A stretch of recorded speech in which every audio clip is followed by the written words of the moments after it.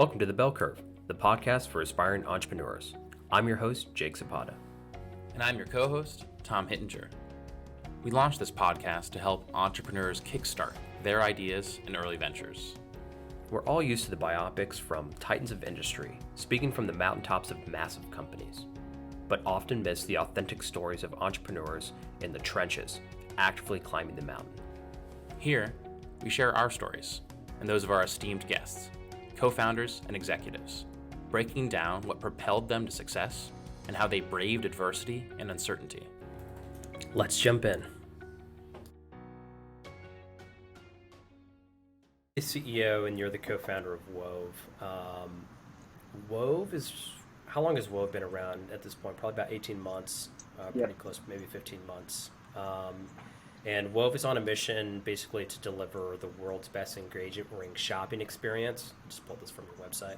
And right now, you guys are the only engagement ring company that builds you custom replica rings for basically like an at-home try-on experience. And so you just finished raising a large seed round to continue scaling the company and basically put more rings on the hands of millennials. Are most of your customers millennials at this point? Like, have you done the kind of like a large enough sample size? They're like kind of 25 to 35-year-old successful people in tech, finance, private equity, real estate. So a lot of your listeners would be the classic kind of Wove early majority, if you will.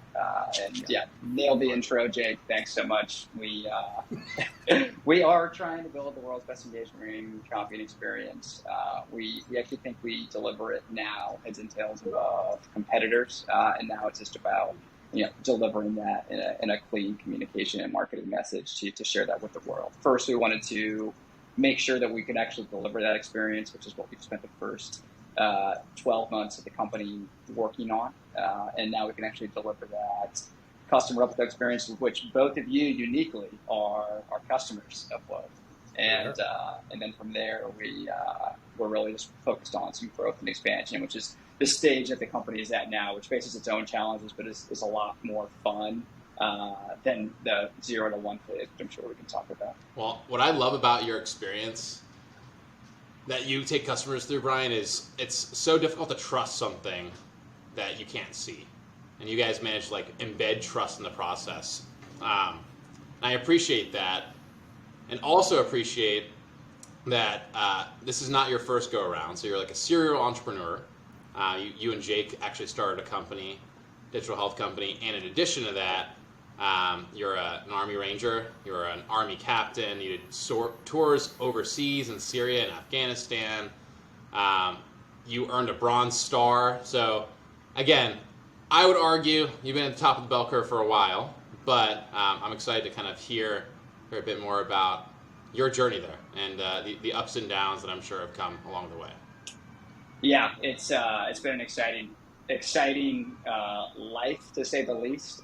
This is actually the second podcast I've done in a couple of days, using the same Riverside platform, focused on the journey we've been on. And on the last podcast, Tim, the host, just stopped me, and he was like, "It sounds like that you and Andrew are just after the most painful path you could possibly pick," and that's what you've kind of chosen time and time again. And true or untrue, I think I pursued things that are really hard, and they've been very hard for me. It hasn't been an easy path. I think I watched some people go through this path and it feels easy for them. It's felt super painful for me every step of the way, but you just sort of get used to the grind and the reward of the grinds. Not staying focused on the outcomes, but staying focused on the inputs. And I think that's where I find joy. And so happy to dive into any of these moments of input that you guys think the listeners would be interested in. But that's just a little context for how I think about life. That's awesome, man. And, we'll jump into some of the questions that we kind of have prepared for you. But for the listeners, and so people kind of have the full context, Brian and I, as Tom mentioned before, did start a company. We kind of did it right in the middle of the pandemic, and it was a digital health company. We actually first met in Afghanistan, both on our second tours, and then, worked at a startup in Boston, and then we started the digital health company. That digital health company, we raised about $3.1 million from a few VCs, one of them being Initialized Capital. We ended up moving on from that company after about a year, but basically got it from 0 to 1. And, now Brian decided to go off and, co-found Wove with Drew. That's been so far a smash hit success, and a lot more to come. And I do podcasting now, so we're both doing what we love. But yeah, Tom, how about you get us started off with kind of just setting the foundation for our listeners that are in college and kind of post-grad here. All right. If this is your second podcast in a couple of days, I'm glad that you had a little warm-up round. This one's going to be tough. I'm going to throw some heaters at you, all right? Some knuckleballs, if you will. So I love that you kind of laid the foundation of you try to do really difficult things. Like you kind of look at the mountaintop and just say, I'm gonna climb that no matter where it is. And so I feel like from what I know about your experience, you even started doing that at West Point, right? So when West Point, the most prestigious military academy in the world, you went there, and remind me, what was it that you majored in and that you actually were trying to do out of West Point? Yeah, I majored in systems engineering, which is sort of the study of a combination of supply chain, logistics, and computer-aided design, which are like all the things I love and all the things that I actually use at Wove. So I've just been waiting 10 years to put that degree to work. So finally doing it.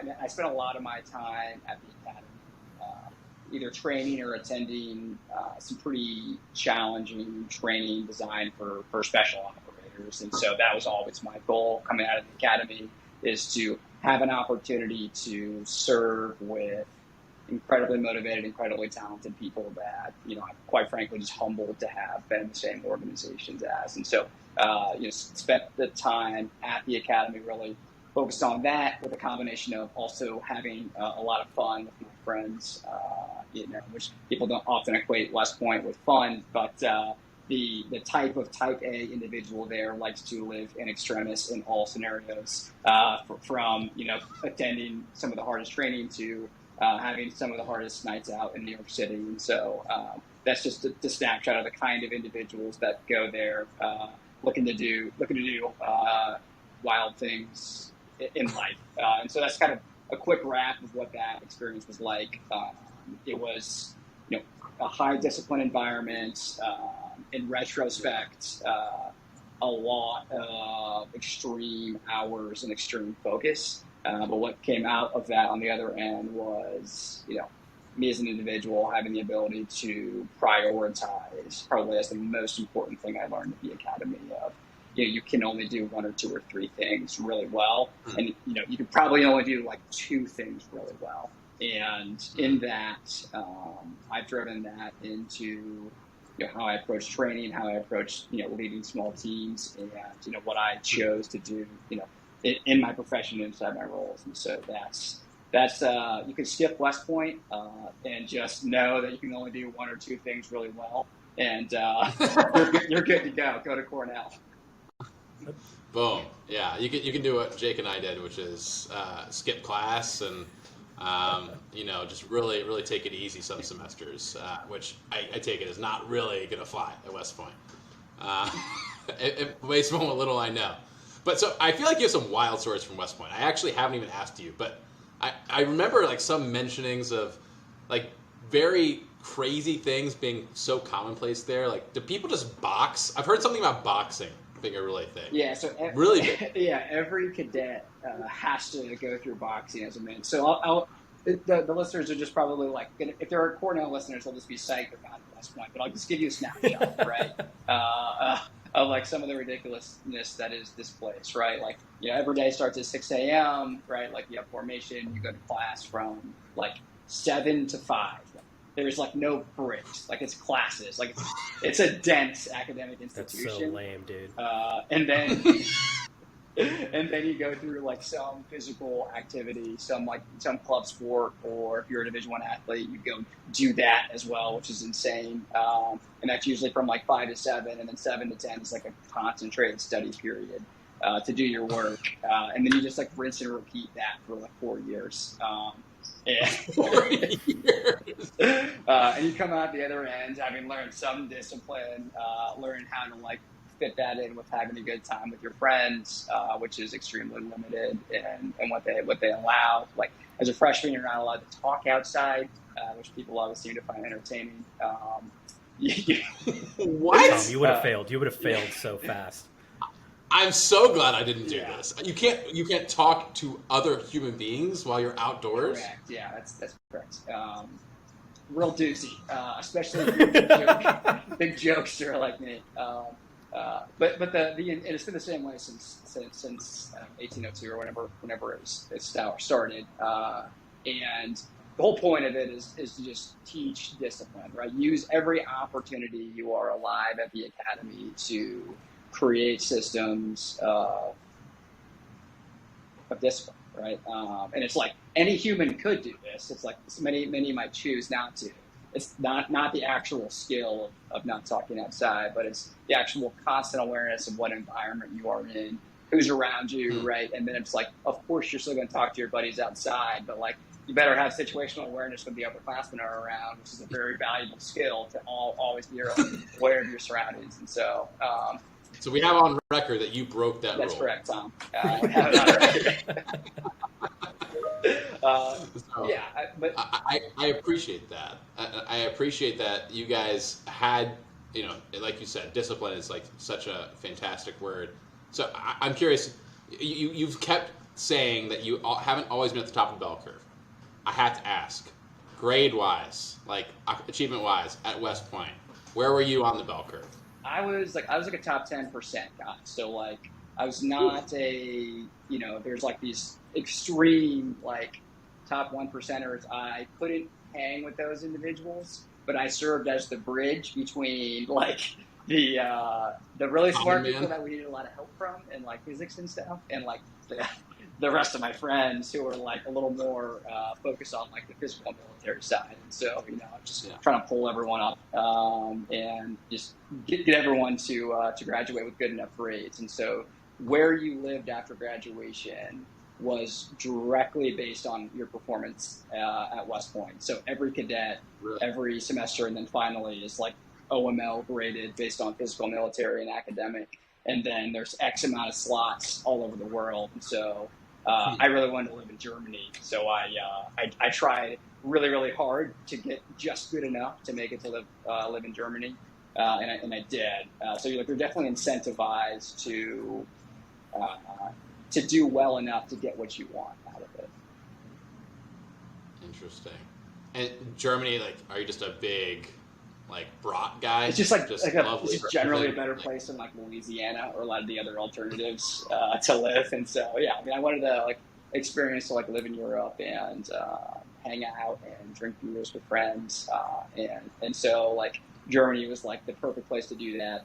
You live in a German city, and you just get the exposure of different. It's a completely different culture. And so I've always valued that. Spent a lot of time living in a lot of different countries, and it just makes you second guess everything about the place where you live right now. Brian, so one of the things that we kind of talked about last episode that we kind of wanted to talk to you about is I would probably consider you somebody who handles stress pretty well. This podcast is going to be distributed first probably at Cornell and other elite universities, just based off the first people that we've brought onto the podcast. So you did pretty well. You were incentivized, but it sounds like there was a lot of stress and pressure, especially at West Point, maybe in later years, to do really well academically amongst other things that I know that you're graded on. How do you handle that stress, especially we're in a maybe almost post-pandemic environment, but in the height of the pandemic, I know universities like Cornell had really high suicide rates. I think Cornell had the highest suicide rate in the country. There's a lot of pressure that students place on themselves. They think everything rides on this moment. If they don't perform well, or if they fail a test, or if they get a C in a class that their whole life's going to fall apart. They're not going to be able to get that investment banking job or be able to go to med school or what have you. What do you have to say about like managing not only the expectations that you have for yourself that are externally placed on you, but managing the stress on the inside so you're still having a good time and, being able to have the output? I think it's a really important question, Jake, and I want to separate it into two parts. The first part is your day-to-day, stress management and expectation management, and the second part, which I'm no expert, but think is incredibly important, is thinking about mental health writ large. And so we'll tackle the first part of this question, which is how do you kind of cope with just high stress with expectations? And there's not a lot of magic to this. It's how simple it is almost counterintuitive, right? Like it is, what is your circle of influence, right? Like what are the things that you have direct effect on? And for some people, like it helps to write it down. And then what is everything outside of that circle that you don't have a direct effect on? And you're going to realize in many instances that the things outside the circle are the things that are driving your stress and anxiety. And I think the physically seeing that, physically taking out a paper and writing that down makes a huge difference. If you're someone that's experiencing, like most listeners, probably quite a bit of stress, like I'd encourage you to just pause the podcast, take out a piece of paper, draw a circle, and write down your stressors, either inside or outside the circle. And the things that are inside the circle, you now know, okay, I can focus on these, or I can create a system that takes care of this for me, right? And that's like a whole other topic about creating systems to solve problems for you. But I think that small practice is huge. I also think thinking a lot about what goes into your body and the amount of rest you give your body is something that people drastically understate. So like I slept like 7 to 8 hours a night at West Point, which is not typical.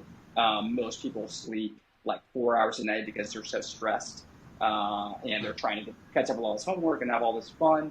I sleep 7 to 8 hours a night now, and that sleep ultimately like helps your brain recover. It lets you prioritize, and I think it's doing those small things around sleep and self-care and perspective that allow you to be great. I think like there are a lot of good operators that operate on a high stress level, that don't sleep a lot, that don't take care of their bodies. But like, I don't think you'll ever be great until you tackle and own your self-care and really prioritize it. And I think for a lot of folks, the journey from 18 to 30 is when they start to figure that out. The sooner you can figure that out, the better you're going to be leaps and bounds. And you can figure it out a year earlier, putting those practices in place will have an outsized effect on your ability as a performer and an operator. So there's that piece. The second piece, of which I am no expert, but is the importance of mental health, right? And these two things are very interrelated. But I think the destigmatizing of therapy is huge, right? Like I'm a big advocate for therapy. I'm a big advocate for reaching out for help. I think, Jake, you're probably at the intersection of the most affected communities in the world, which is this kind of extreme type A Ivy Leaguer at some of these more depressing winter schools like, Cornell or U Chicago. And then it's also military veterans are some of the most extreme populations affected by suicide. And so you're probably surrounded by this quite a bit. And one of the best things that happened out of COVID while it was a terrible pandemic was that people started to normalize therapy. My partner's a therapist, and like she changes people's lives. It's unbelievable the effect that you can have on people when you're truly a trained licensed clinician. And like if you're at a place like Cornell or an Ivy League school, like it's probably covered in your tuition. So like reach out for help. The right solution is not like being a constant drag on the people around you. It's like go straight to a professional and like and get it, and like start to work on it. And like that's the next way to level up as a professional. It's like stop professional athletes think about their physical health and they surround themselves with physical therapists. They surround themselves with doctors to be at the best of their game. But like we're all like knowledge workers, right? And like we should be surrounding ourselves with people that help us operate at the best of our mental capacity. So diatribe complete on the importance of mental health. Back to you guys. Couldn't agree more with everything you just said, Brian. I've had the good fortune of meeting your partner, Trish, and I believe she's an LCSW, right? LSCSW, that's it. So my dad and your partner are in the same line of work, and yeah, can't echo enough how powerful and just transformative the process of going through therapy can be for anyone in any life stage. And I like that. Do you feel this way, Brian? I feel like Gen Z has normalized that. Yeah, great work. If you're a Gen Zer, everyone's always like picking on Gen Z as like they've done so many amazing things culturally. The idea of like the company man is like gone, right? The idea that like mental health is not its own health is gone. So the seltzer water's back. That's huge.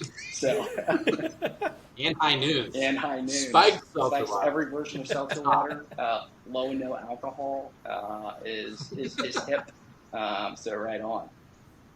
Because you've reported to both of you, Jake and Brian. You've reported to generals and colonels who probably would scoff at the idea of therapy. Right?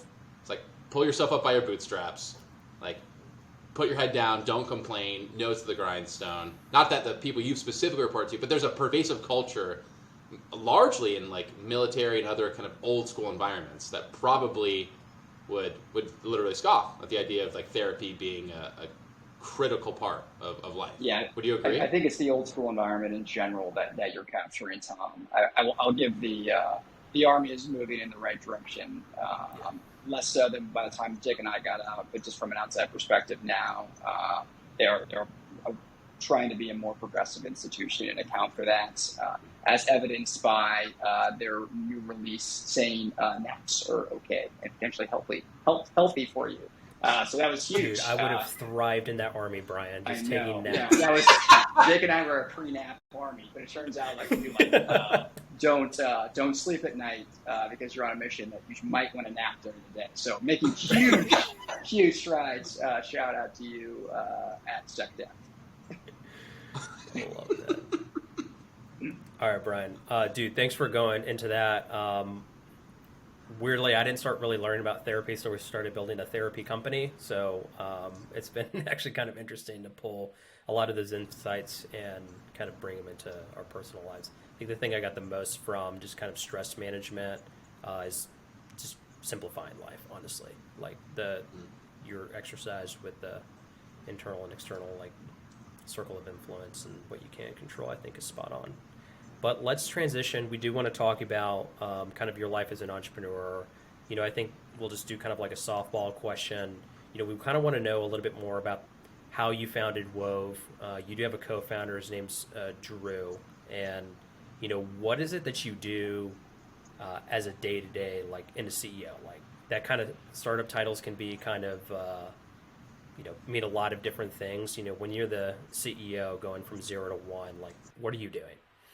Yeah, I'll answer the first part of your question first, and then we'll get into day-to-day, which I think is often like really unclear to people and what they're most interested in. But Wove was born out of a desire to fix a really, really bad consumer experience. And so that's more or less what I have been interested in since for as long as I've been alive, right? At least I kind of skip the intro, but like I was of the generation that like got their first cell phone when they were in like 6th or 7th grade, and the idea that technology could make everything better was pervasive in every experience that I had in life, right? And so every time I had a bad experience in the grocery store, pizza delivery, right, like I was just like the kid with the napkin being like, this could be so much better, right? And the Army gave me a vehicle to create better experiences. You have almost unlimited autonomy as a leader in the military to create the environment, the systems, the processes that you want within your own organization.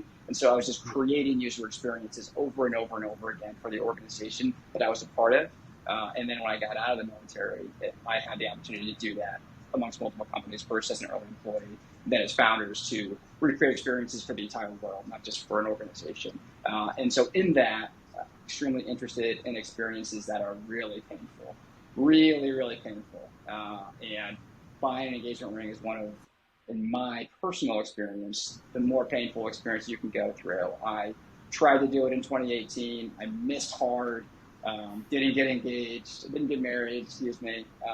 And so I knew the problem was real. And Drew, my co-founder, came to me and with a great point in time, and he said, "Hey, like I think this problem is real. Like, I think I know our first target market. I don't know a lot about creating businesses from scratch, venture financing, software development." And I was like, "Okay, well, I know all about those things. I don't know a ton about jewelry." And he's like, "I got you covered.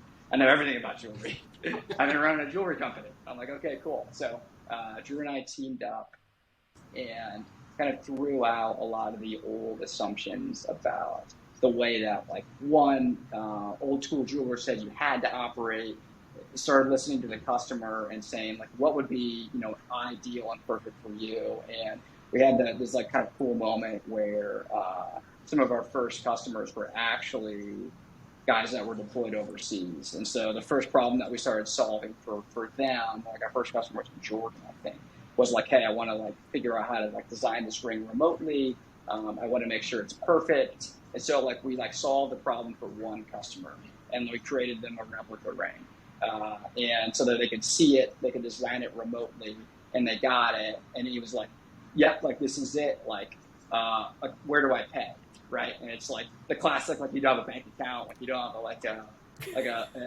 an entity set up, which is like how I would encourage everybody, just like create value, solve a problem for a customer within a massive market, and then go from there. And so we went on to kind of start with this initial entry point market, serving initially folks in the military because like they were so transient, they didn't really have a jeweler. We could provide this really unique value prop to them with this replica ring try-on experience. And then they also wanted something unique, like they didn't want the off-the-shelf from Case Jewelers. And so they were a nice entry point market. And then from that, people, regardless of affiliation and location, started asking for the same experience because it sucks to go into a store and have someone sell you a set of 20 rings in front of you, trying to convince you one of those 20 rings is the perfect ring for your partner to wear forever. And it also sucks to buy online off of a picture for something that you're going to wear forever without being able to try it on.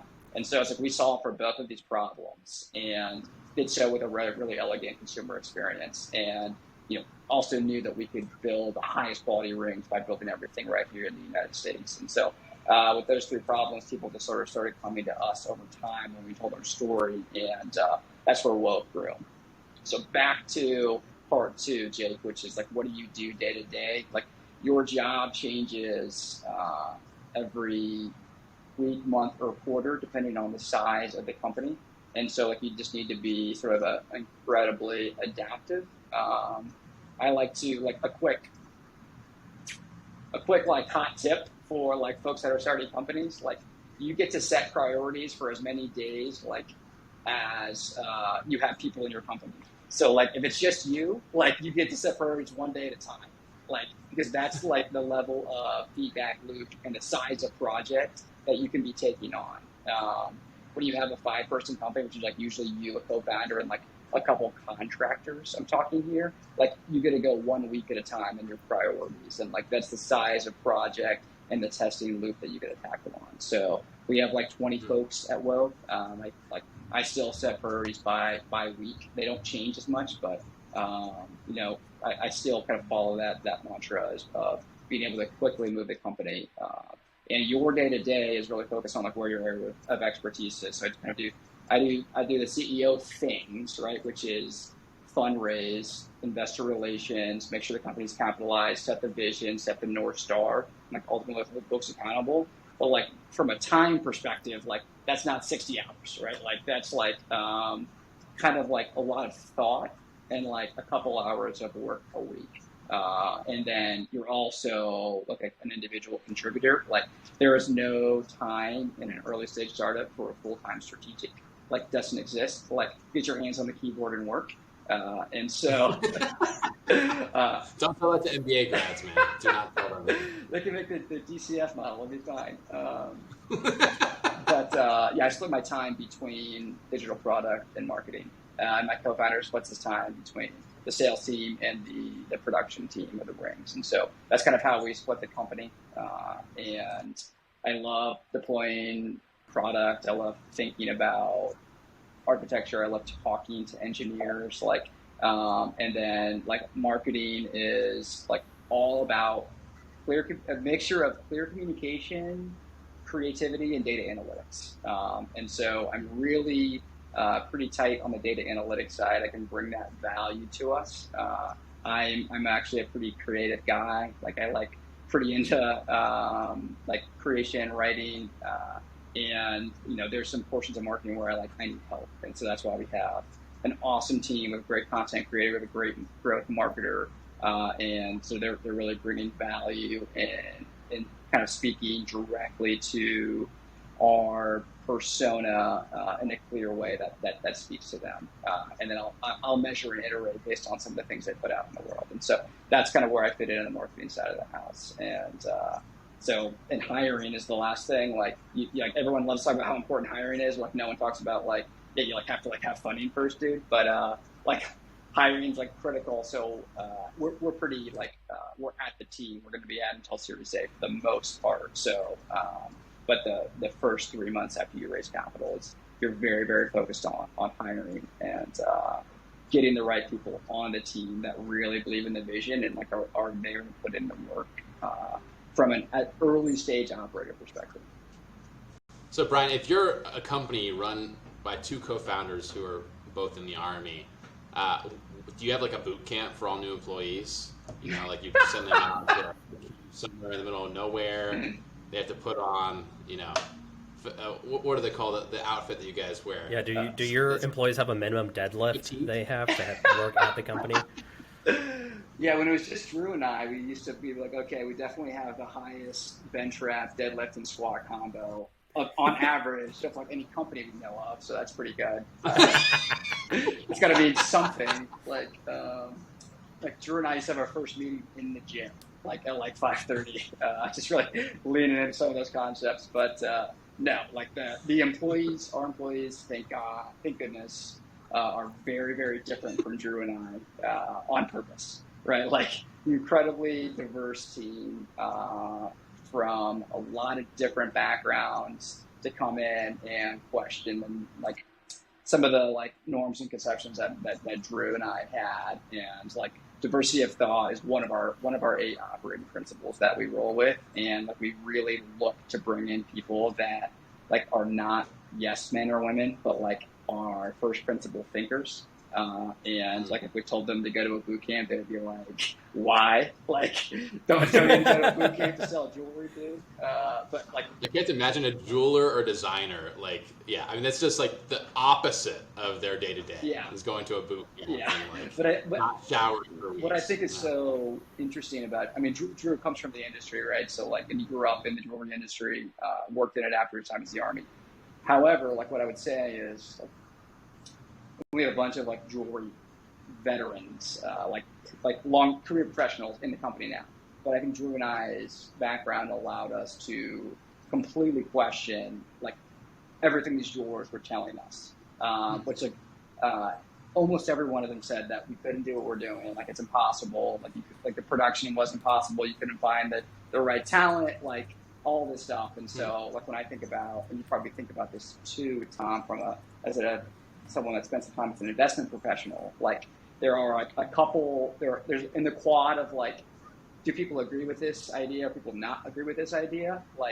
If you're a non-consensus investor, that is one of the only ways to beat the market, right? It's necessary, but not sufficient. But you have to be non-consensus and correct. And so in our view, we were very non-consensus in the jewelry community, where folks told us this isn't possible. But from a first principles approach, we broke it down into its steps into the people, and we thought it was, and it is, right?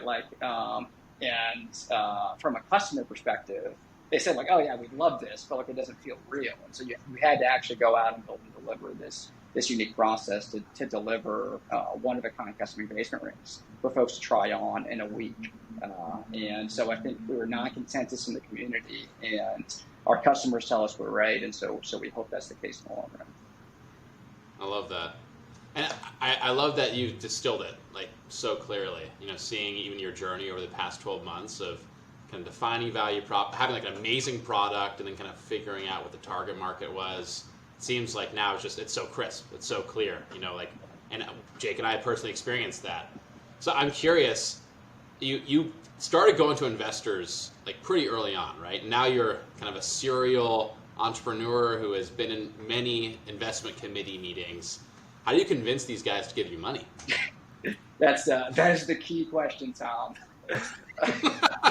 I think what's important is if you're just getting into startups, right, understanding what the return profile is of these investors to know that you're a clean fit or not a clean fit, and to understand that unlike a bell curve, right, like venture is about like power law, right, and so one company in their portfolio will make their entire fund or all of their funds, right? Like, you guys should insert a cool power law graph here, like a bell curve transitioning to a power law.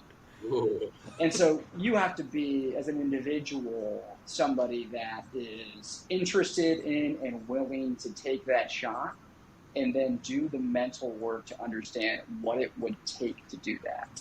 And so I have, as a baseline, like been somebody that wants to build a very large business, to fix a problem that I think is real for a lot of consumers, to make their lives considerably better, and then to scale that to as many lives as possible.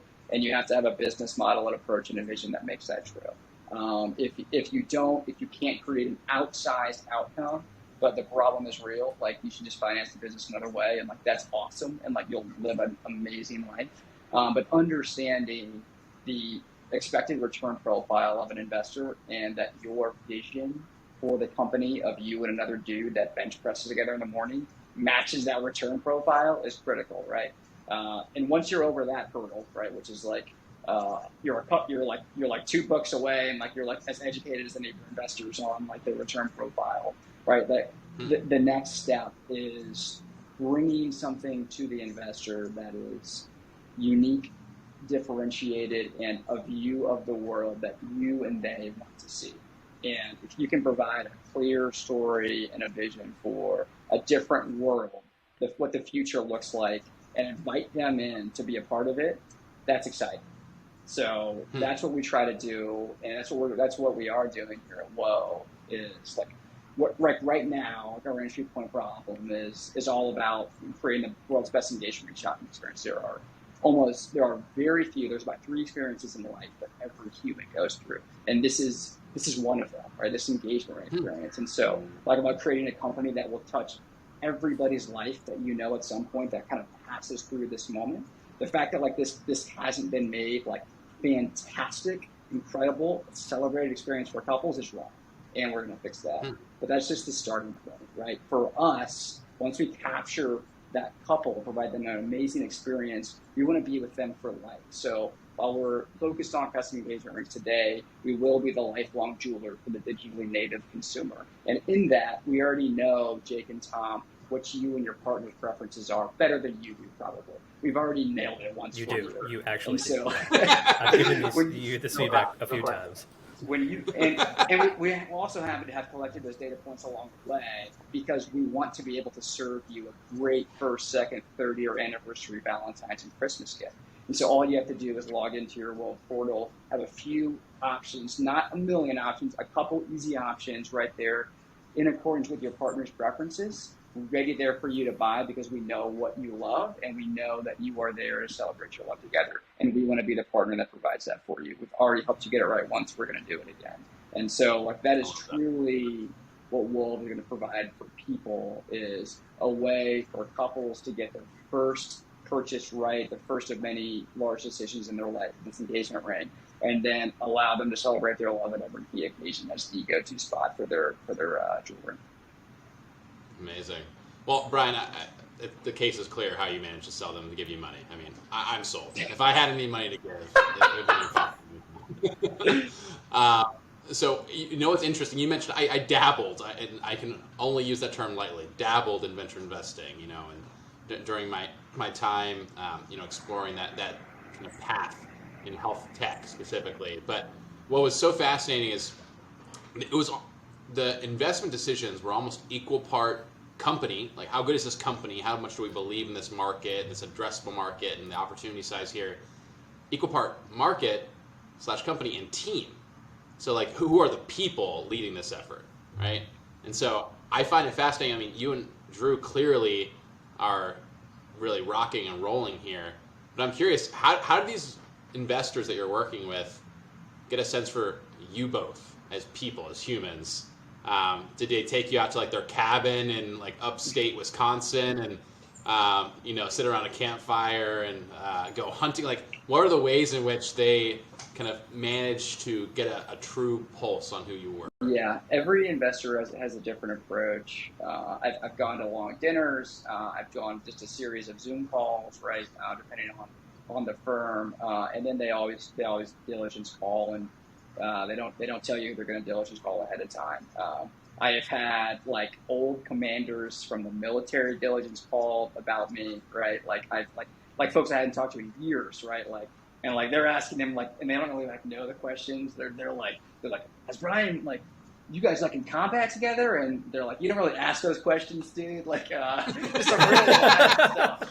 Some funny stories reported back to me after the fact. But and so I think the first part, right, is do you pass the test of is this somebody that like I would like to represent our portfolio, right? And you can distill that out of a few meetings and time that you spend with folks. That, you know, is this someone that is genuine? That if they fail, I will still have been proud about them. And I think that is a test of people as sort of individuals about being kind, but being able to make hard decisions. Probably, you know, that's what most folks. Many people don't care about being kind. My investors really care about people being good people and being kind. At least the ones that have selected me. So that's really critical. And I think one of the things I've seen a lot of founders struggle with, right, is you know, I've been told no by hundreds of venture capitalists. Like, and they all say the same thing, right? It's like we invest in people, right? Like we invest in teams. And when they say no, it's like super personal because it's like, oh, okay, like your thesis is you invest in teams. You met me, we spent time together. Your answer is no, right? Like, and that happens hundreds of times. And so, like in that, I think it's like it can be very personally discouraging for early founders, even in your like 30s still.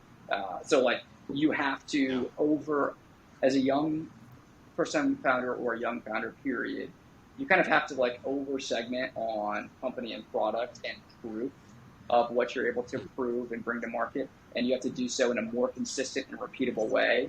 And you have to create these touch points over a longer time horizon than if you were, you know, imagine yourself 25 years in the future, and that's who you're competing against, right? Because that version of you exists, and they're pitching to venture capitalists, right? And so, like, yeah, like that person. It's like John Connor, Terminator, like some like, time travel. Yeah, and so that's how you like have to like not take it personally. It's just realize like you don't have the reps as a human that other people have, and like that's okay. That just means that you have to be so much further ahead on product discovery and what you deploy to market and the traction that you've gained, and just understand as like somebody that's like under 35, like you are going to have to be well ahead of somebody that's like 50 and was a serious VP of Procter & Gamble and already has the network to sell their product into because they reported to them, right? It's just a different scenario. And it's not that it's fair or unfair. Like the VC needs a 10 to 100x return, and you have to prove to them, right, with reasonable certainty that you're going to be the person that gets them there. And traction is a way to do that as a young person. Nice. I do want to hit on a very just pointed, like short answer, like, okay, you've decided you're going to raise venture capital. You have kind of put your deck together, at least an outline to show folks when you hop on a call. How big is your target of VCs or people that you're reaching out to? And then like, how do you start prospecting? Like, how do you go outbound to start setting up meetings? Because it's a function of that, right? You put your list together, you load them into your email, you write an email, and then you wait for responses and schedule meetings. Like, how many people are you reaching out to? Yeah. I'm going to break it. So 100 could be the short answer, right? Like, if you want one, I've never managed to do it. Like, some people put these crazy top of funnel metrics on. The question, like any sales funnel, is like, how many opportunities in a short amount of time do you need to be successful? And then you sort of backwards plan from there. And so I think within a 2-week time span, you should be aiming for a minimum of 30 ops. Opportunities meaning I sat across the table or Zoom room from an investor that can allocate capital, and I will get them to a yes or a no, right? I'm not going to do a maybe. And so it's like, how do you backwards plan to get 30? It's very different to load up prospects that are cold versus load up prospects that you formed a relationship with, or that your mentor is very close with and has like promised to get you in touch with. So you really are prepping tactically 90 days out from your pitch window at a minimum, like, to set those calls up. And you are beginning your touch point cadence with really as many possible investors that fit your thesis, that you fit their thesis, that are in the right tech dive early, doing your coffee chat with them ahead of your pitch window, right? Like, letting them know what you're up to and telling them where you're going to be at in 2 or 3 months when you're actually raising capital. And like, that's how you do it. Because if I show up today and I tell Tom Pittenger, hey, like, I know you're investing angel capital, in 3 months I'm going to have X in revenue, and you tell 100 people that, and then in 3 months you have X in revenue, all of a sudden you're the guy that follows through and you do it, because there's going to be 100 other founders that tell them, and they're going to overproject too. You're going to say, oh, we're going to be at $2 million run rate. It's like, no, you're not, dude. Like, you haven't even raised capital. Like, maybe you will, maybe tight. But you project what you are 90% confident you're going to be able to do. You turn back and you deliver on what you promised to that individual. And so it's less about, okay, how big should my top of funnel be, which is critical, but it's more about, how can I increase my conversion rate of that top of funnel? Top of funnel is a product of network, which I know is very important to this show, but it's like, how can I increase the conversion rate of that top of funnel as much as possible with the tactics of what I do, which is follow through with the things that you're going to say, and then be prepped with really, really good follow-on messaging to entice and close, get to a yes or a no. Absolutely. Yeah, that was awesome. That's probably one of the more important reframes that I think a lot of like early founders get wrong, is they think about it from a sales funnels perspective instead of like, hey, this is what I need to be doing 3 to 6 months in advance. I think kind of segueing into our next question, we want to be talking about leveraging networks. You're probably one of the people that have seen this do really, really, really well, especially leveraging the existing West Point network. There are a lot of entrepreneurs that want to support other entrepreneurs that are younger guys coming up. That's existing to you, but at the same time, I've seen, even with a strong network like that, how much work you've had to put into that behind the scenes. How do you kind of think about, you just got out of the Army, you're starting this company, you got a little bit of traction, you're ready to raise capital, you want to raise capital this year at some point, whether that be in the next 3 to 6 months. How are you kind of starting to build and then leverage that network that is going to kind of carry you? Even if they don't personally invest, they're going to introduce you to somebody who might invest, or they might be a customer, or however. How do you think about building and leveraging your networks, and kind of like even to the minute details of how do you keep track of them? Like, do you have these people in a CRM, Do you have them on some kind of cadence? Like, of course you have your friends, but, we only have like a small group of friends that we really talk to on a regular basis. Yeah, it's a great question, and I think one that folks talk about abstractly. So I will try to tackle it in the opposite way, which is incredibly tactically, right? So I think it's helpful, right? And I think the earlier you start doing this, the better. I use Airtable, right? It's a very simple CRM. Everyone that I talk to, and I usually do this on every 2 months, I'll look back on my Google Calendar. I'll look at who are the people that I have conversations with. Is this someone that I would ever want to talk to again? And I will write a quick note. I'll drop their name, their email, some quick context in our conversation. And if there's something I remember that whether he's got a kid named Mirabelle or a dog, or he loves the Yankees, I'll drop that in there too. I do it in big batches. It doesn't take that much time to do it that way. A lot of people feel like keeping a personal CRM is this huge chore, or you have to create this crazy automated system. Google Calendar's got it in there for you. It was all the meetings you ever did. Just every once in a while, fill it out, right? And in this, you create your own email list of your network and people that give a shit about you, essentially, or who are at least interested enough in you to give you 30 minutes of their time. And a part of that is being someone every time I take a call with somebody, I want them to leave thinking wow, this is an individual that I am curious to know what they're up to in this journey. And I promise folks, I'll keep you updated from time to time on what we're doing, and I really do appreciate your time, because it is incredibly meaningful for people to help our early stage founders. In that, right, you have your list, and as you start thinking about updates, right, it's there's approaches that I've seen that are better than mine, which is folks send quarterly life updates. To me, that's more squared away than I am, right? I just keep that list as a list of connectors, right? And so I always ask people when I leave a call, is there anyone that I could connect you with that would be helpful?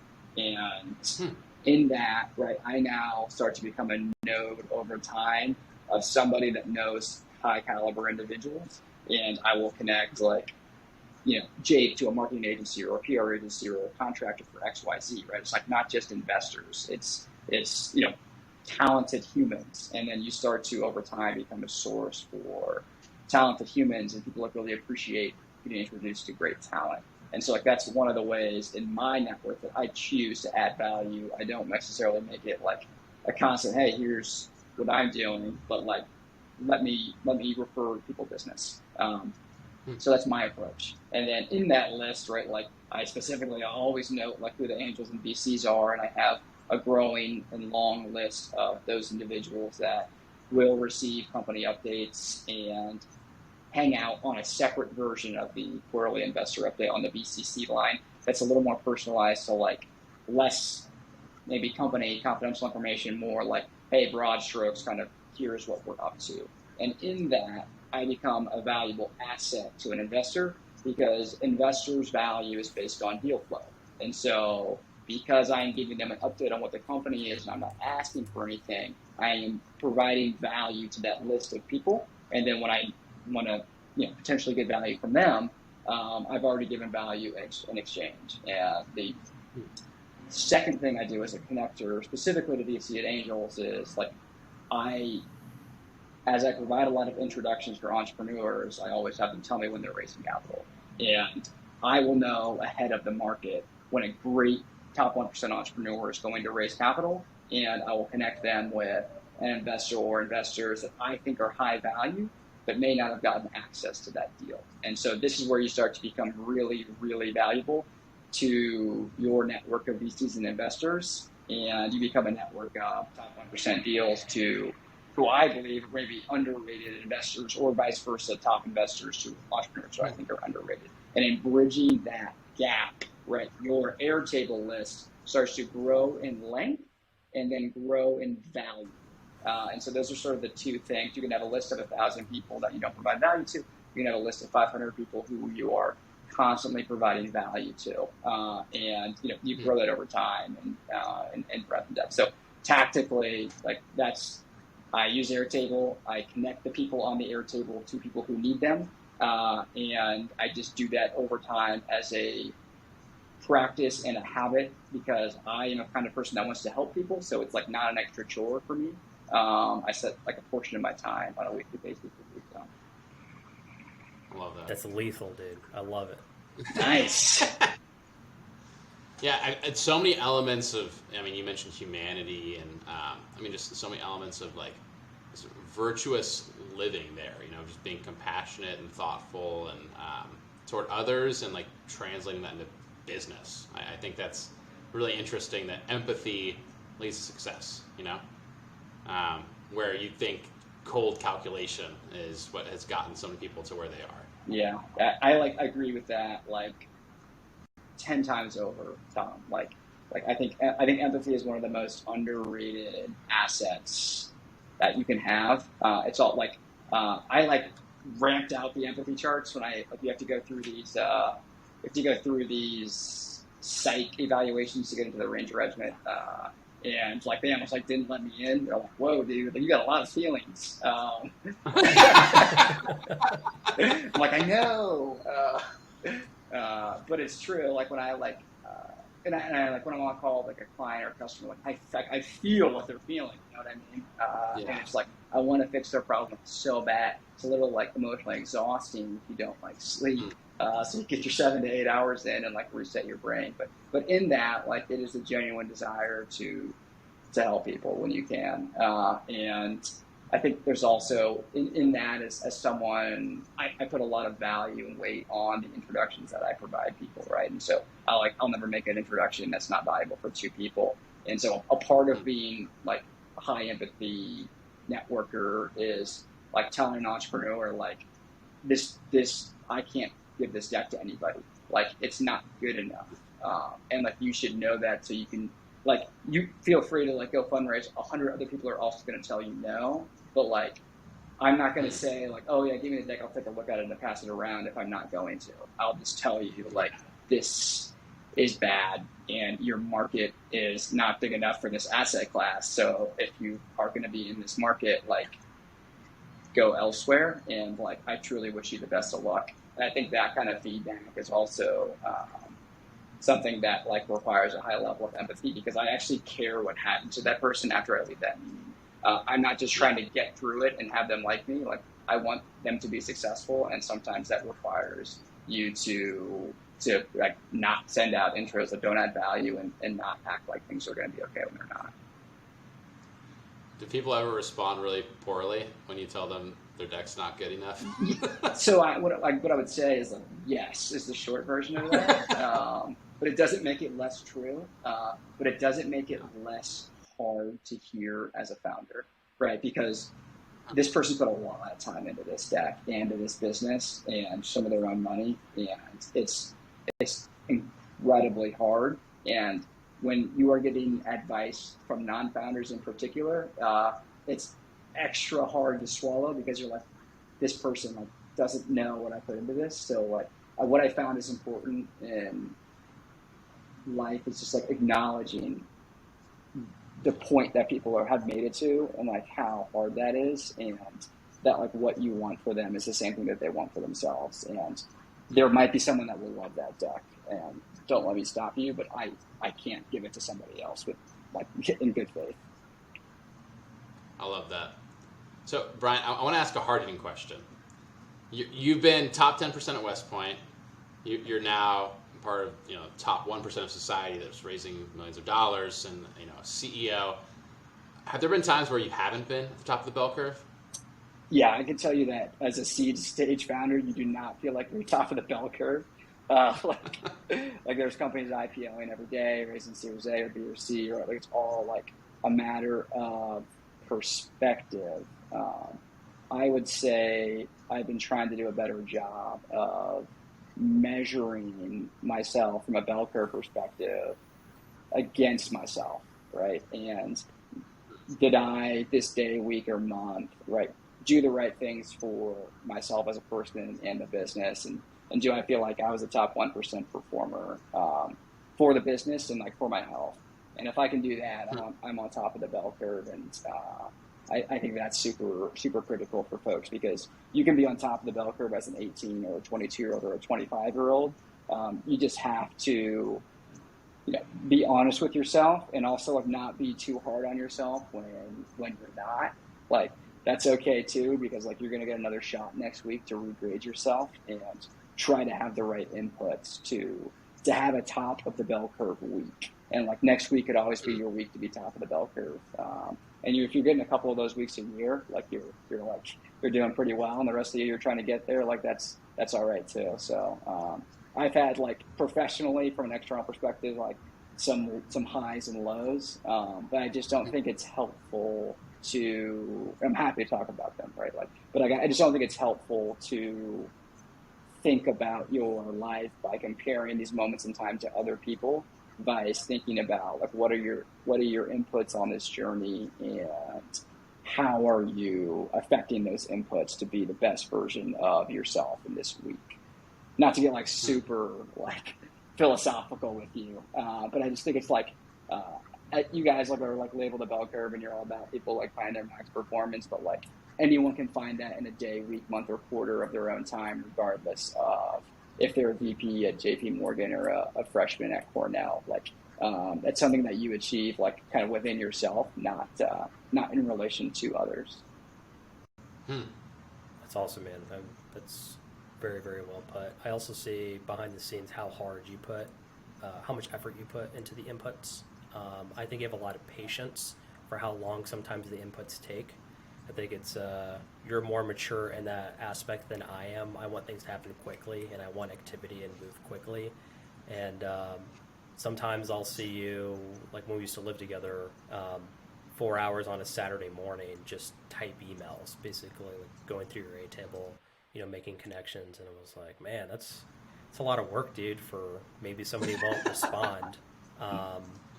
But you knew it was important, and you knew what the output could be if you put the right inputs in.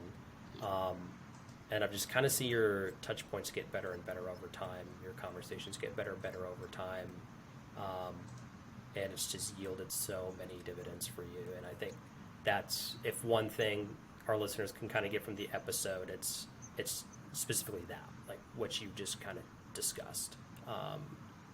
And kind of moving into the last question, we want to get you out of here so you can have dinner with Tresh. But, last question, it's very general. Any advice to our listeners? Our listeners, they're young, they're aspirational. They want to be at the top of the bell curve, but they may not know what the future looks like for them. Kind of where you're sitting at now, thinking back over the last 10 to 12 years, when you were starting college, what's kind of maybe one or two things that you would kind of impart, or things even to kind of remind folks as they're going through their journey right now?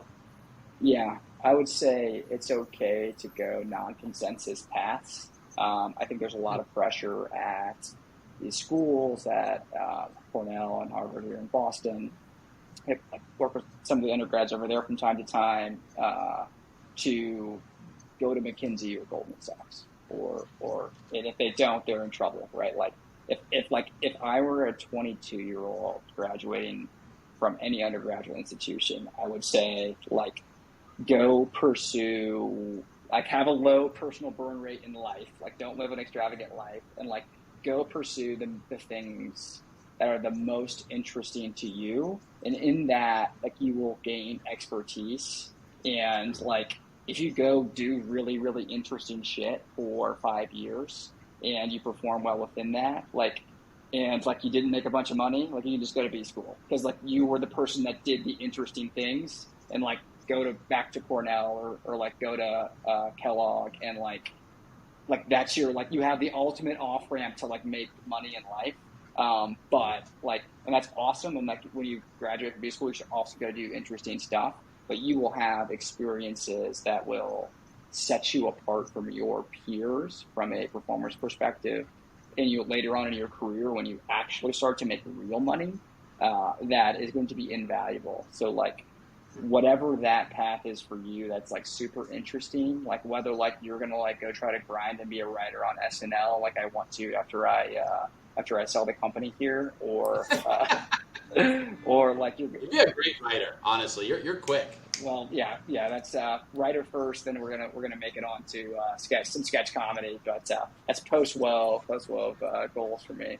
But just pursue. Don't be afraid to pursue non-traditional paths. And in that, the requirement is to like know yourself and know what you value. And so if you conquer that first, the non-traditional path becomes so much easier, right? It's like you don't have the stress that like, my roommate's going to JPM, he's making 6 figures out of college and XYZ. It's like, dude, if like, you want to just jam out on Python, like do it. Like, and have enough money to live, and like you're probably going to eventually build something awesome. So that's my generalist advice.